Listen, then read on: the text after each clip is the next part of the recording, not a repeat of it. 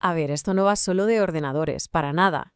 Esta es la historia de cómo nació el primer gran supergrupo de hackers. Es un relato de pura rebelión, de curiosidad y de una pregunta que todavía hoy nos ronda la cabeza. ¿De verdad la información quiere ser libre? Esta es la historia de la Legion of Boom. Justo después de que lo arrestaran, un miembro de la Legion of Doom, un tal Lloyd Blankenship, escribió lo que se conoce como el Manifiesto Hacker. Él no se veía como un criminal, ¿qué va? Se veía como un explorador. Y esta frase, "Mi crimen es el de la curiosidad", resume perfectamente la filosofía que movió a toda una generación a meterse de cabeza en el ciberespacio.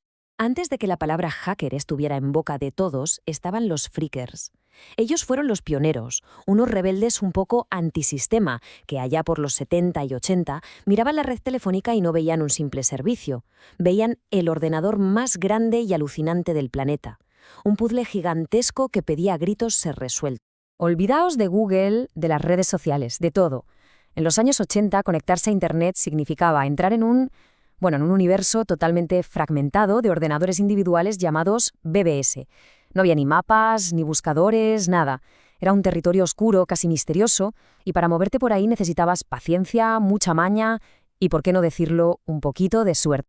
Es que conectarse era casi un ritual, ¿eh? No era hacer clic y listo, para nada. Era un proceso que te podía sacar de quicio, casi como la alquimia. Por eso, cada vez que lo conseguías, se sentía como una victoria, como si hubieras abierto un portal a otro mundo. Y claro, este desafío acabó creando una comunidad de gente súper tenaz y con una curiosidad insaciable. Las bebés molaban, sí, pero al final eran islas, ordenadores aislados.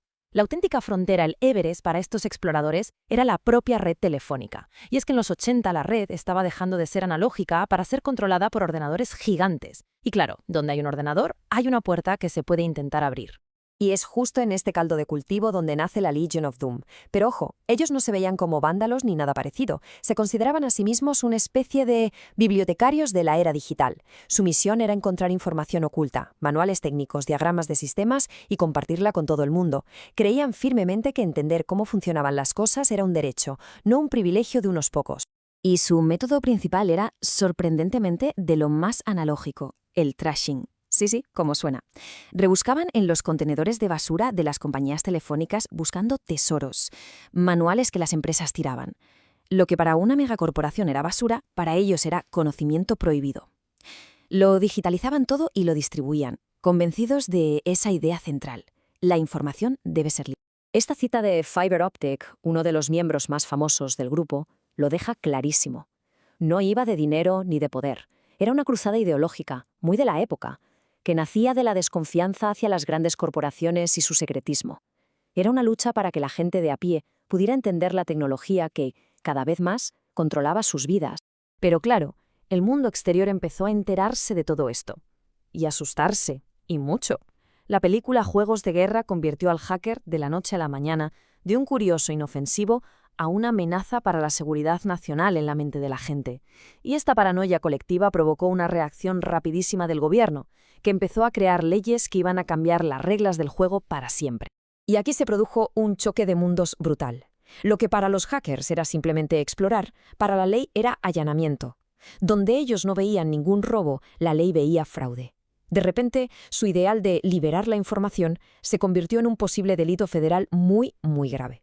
Era inevitable que este conflicto estallara por algún lado. Y la chispa que encendió la mecha fue un simple archivo, un documento descubierto por un miembro del OD que se hacía llamar The Prophet. Estaba, como siempre, explorando un sistema de la compañía telefónica Bell South y se topó con algo que parecía importante. Y vaya si lo era.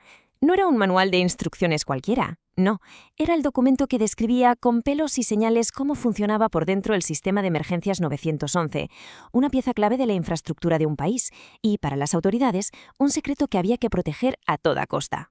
Fieles a sus principios hasta el final, tomaron una decisión que marcaría su legado. No lo escondieron, pero ojo, tampoco lo publicaron a lo loco. Censuraron la información más delicada, como números de teléfono o nombres, y lo publicaron en Frack, que era la revista digital de todo el mundillo underground. Fue un desafío en toda regla. Así que aquí está la madre del cordero. ¿Dónde está el límite? ¿Fueron héroes que luchaban por la transparencia y el conocimiento? ¿O fueron unos criminales imprudentes que pusieron en riesgo la seguridad de todos? La publicación de ese documento desató una de las mayores persecuciones en la historia de la ciberseguridad y nos dejó con una pregunta que, décadas después, sigue sin tener una respuesta fácil.